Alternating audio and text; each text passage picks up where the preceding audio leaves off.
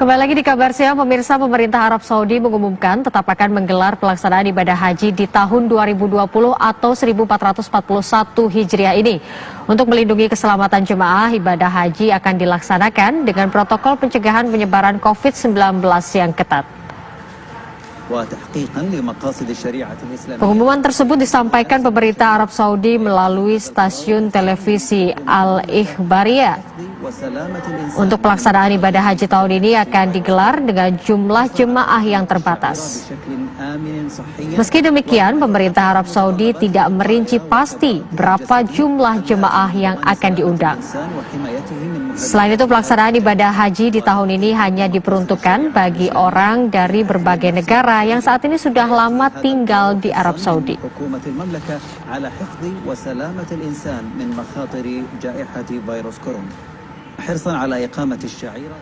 Dan pemirsa, untuk memperbarui informasi mengenai pemerintah Arab Saudi yang mengumumkan tetap akan menggelar pelaksanaan ibadah haji di tahun 2020 dengan jumlah jemaah terbatas, kita akan berbincang dengan Agus Maftuh Abu Gabriel, Duta Besar Indonesia untuk Arab Saudi.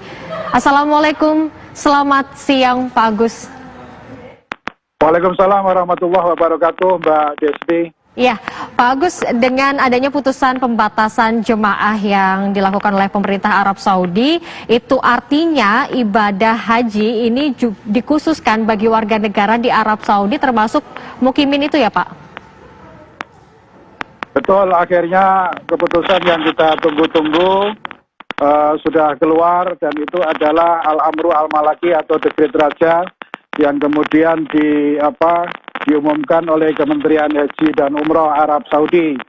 Keputusan tersebut berbunyi bahwasanya Saudi akan tetap melaksanakan prosesi ibadah haji tahun ini 2020 1441 Hijriah dengan protokol ketat dan dengan jumlah yang amat sangat terbatas. Jadi saya memakai kata amat sangat karena redaksi aslinya dalam keputusan tersebut adalah dengan kata-kata bi'adatin mahdudatin jiddan, dengan jumlah yang amat sangat terbatas sekali.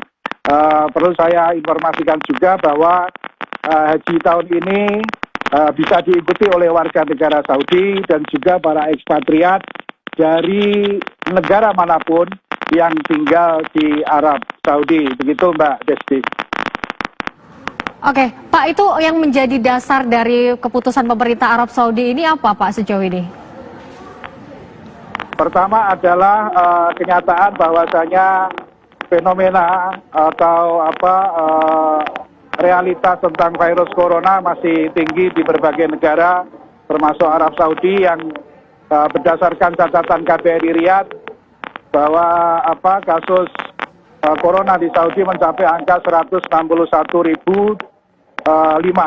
Kemudian yang bisa recovery dan bisa sembuh sebanyak 105.175, dan yang wafat 1.300 atau 0,7%. Itu dasar yang pertama.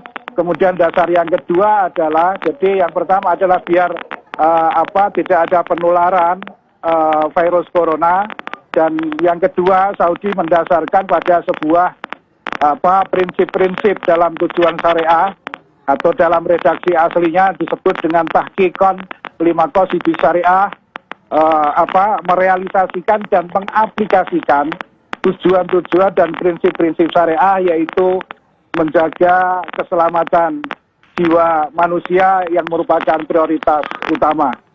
Itu Mbak. Ya Pak Agus, sejauh ini data mukimin secara keseluruhan di Arab Saudi ini berapa, dan sebenarnya apa saja nanti yang harus dipenuhi oleh mukimin yang akan mendaftar haji?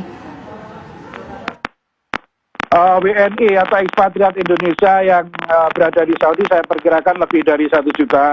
Hanya saja yang terdaftar di Kementerian Luar Negeri itu sekitar 350.000 orang. Perlu saya informasikan juga bahwa para ekspatriat atau warga negara Arab Saudi yang tinggal di Mekah sekalipun tidak otomatis bisa menjalankan prosesi ibadah haji kalau tidak mempunyai atau memiliki namanya tasreh atau izin melaksanakan haji. kalau diplomat itu dikeluarkan, izin tersebut dikeluarkan oleh Kementerian Luar Negeri, dan kalau ekspatriat Indonesia, tasreh atau izin tersebut dikeluarkan oleh Kementerian Dalam Negeri. Saudi sudah memasang baliho besar ketika memasuki musim-musim haji. Di situ ditulis besar sekali dalam baliho-baliho, la hajja illa bitasrihin, tidak boleh melaksanakan ibadah haji kecuali orang yang memiliki izin atau tasrih. Jadi tidak otomatis WNI yang ada di Arab Saudi, para ekspatriat, saudara-saudara kami di sini bisa melaksanakan ibadah haji kalau mereka tidak mengajukan izin kepada Kementerian Dalam Negeri, dan kalau diplomat juga tidak otomatis bisa melaksanakan haji kecuali mendapatkan tasrih atau izin dari Kementerian Luar Negeri. Begitu Mbak Desti. Baik, kita harapkan nanti prosesnya ini dapat berjalan dengan baik ya Pak Agus. Terima kasih Pak Agus atas informasinya selaku Duta Besar Indonesia untuk Arab Saudi. Assalamualaikum.